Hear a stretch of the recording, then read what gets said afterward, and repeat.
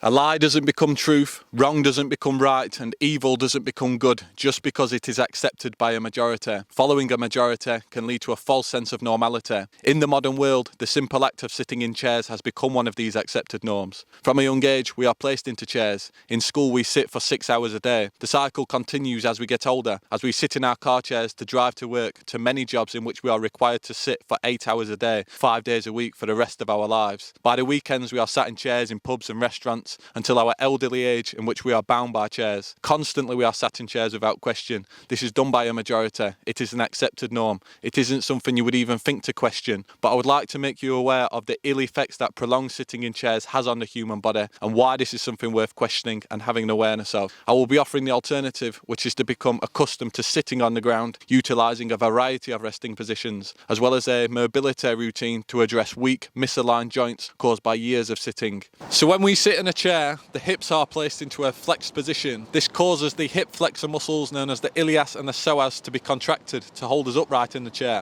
But doing so for prolonged periods of time causes the hip flexor muscles to become shortened. Now this is an issue because the hip flexors are connected to the lower back. So the shortened hip flexors pull the lower back into an excessive arch, causing issues up and down the body, as the body will compensate in other joints for this misalignment in the hips. So we see the hips anteriorly tilted, the ankles and knees roll inward, causing flat feet, and the spine excessively arching, causing the shoulders to round and the neck to jet forward.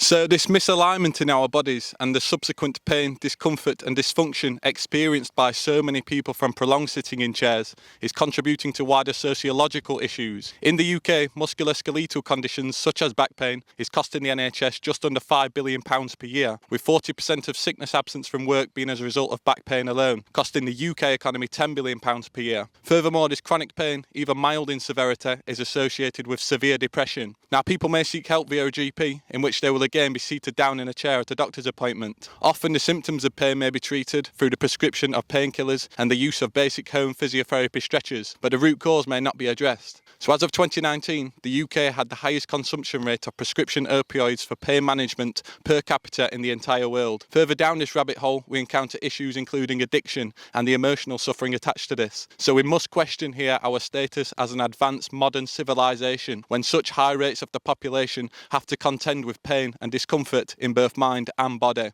I know of people in their 20s who complain of issues of knee, hip, back and neck pain. It does seem to have become an accepted norm that our baseline experience within a physical body comes with pain or discomfort. But what is the solution? Now, it's important that we navigate nuance with logic here. Sitting in a chair isn't inherently bad. The issue is that we sit in the same one position for hours on end, but the human body is capable of many resting positions, yet we only utilise this one position. So in the words of Daniel Vardenal of Fitness FAQs, no one posture is your best posture, but rather your next posture is your best posture. This meaning that we should become accustomed to utilising a variety of resting positions that we can move through freely. So this should include things like the squat, the 90-90, cross-leg straddle and the sizer. So when sitting on the ground, you'll find yourself naturally changing positions as you can't really stay comfortable for too long in one position, but this actually works in our favour as it creates movement in the joints, stretching a variety of muscle groups and strengthening postural muscles, which we should welcome. So becoming accustomed to sitting on the ground may sound strange to people in countries like the UK, but if we look at cultures around the world, we see their relationship to the ground is just as normal as our relationship to a chair. Examples of floor culture are present in countries like China, Japan, Vietnam, India, Iran, Turkey, Afghanistan, the indigenous people across Africa, South America, the Aboriginal peoples in Australia. In all these examples, life is centred around the ground, from sitting, eating, chilling with friends and family, and even sleeping. Many elderly people from these different countries, cultures and religions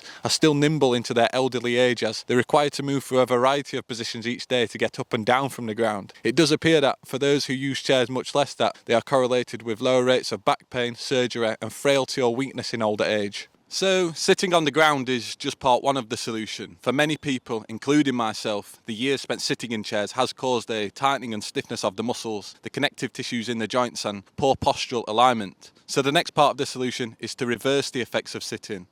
To do so, I've created a full routine to follow along to, which includes weighted mobility exercises, which I found to be very effective in restoring proper functioning in very stubborn, tight muscles and joints, both in myself and with clients. So our focus here is to address the hips, back and shoulders, in which we release tension from and stretch tight muscles, but just as importantly, we activate and strengthen the opposing muscles, which have become weak and slack. So by working these different muscle groups in isolation, over time it will allow you to express a newfound physicality in global positions, such as the back bridge, the deep overhead squat and the pigeon pose, which display the accumulation of multiple strong and mobile joints in one position. But these are end goals to work towards in addressing the dysfunctions discussed in the body, so make sure to watch the mobility video for added context. So this mobility routine to reverse the effects of sitting will induce physical adaptations in terms of physically strengthening and lengthening the musculoskeletal system. But what I'm also going to advise is a daily movement practice. This is simply moving the joints of the body from head to toe through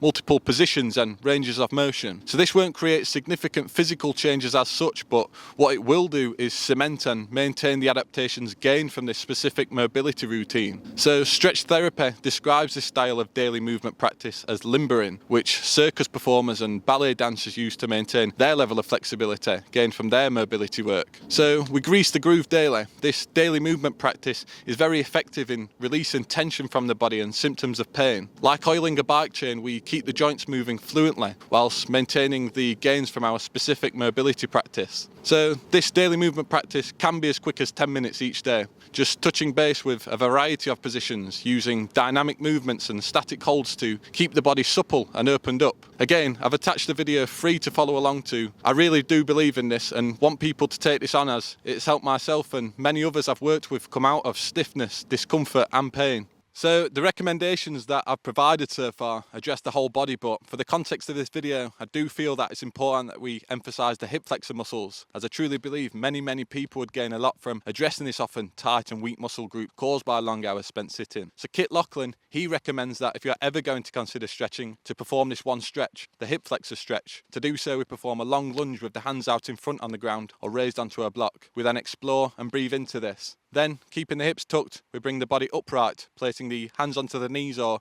the support of a chair for those who may be very tight. We then progress this stretch further by bringing the back foot up against the wall, again following the same cues, so relaxing into the stretch, breathing in and out through the nose, relaxing the face, no grimacing here, and spending a couple of minutes on each side. So this one stretch alone will alleviate much of the tension and discomfort caused by the chronically tight hip flexors in so many people. I perform this stretch daily. I suggest this to everyone, and I recommend making this a habit to do after prolonged periods of time spent unavoidably sitting in chairs, i.e. after work, car journeys, travelling, studying and meetings. So finally, to recap the recommendations. 1. We need to change daily life habits to include different resting positions. To do this, utilise the ground. Sit on the floor when eating, chilling with friends and family, and when working from home. Use a variety of positions, including the straddle, cross-leg, 90-90, squat, sizer, and the hero's pose.